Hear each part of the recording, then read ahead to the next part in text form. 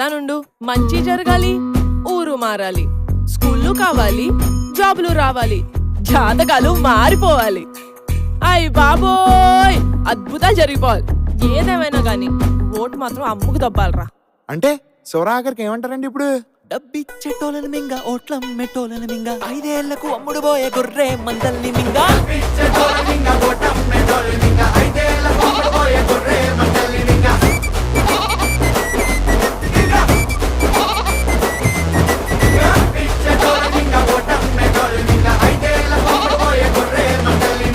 నాన్న మింగడం అంటే ఏంటి నాన్న?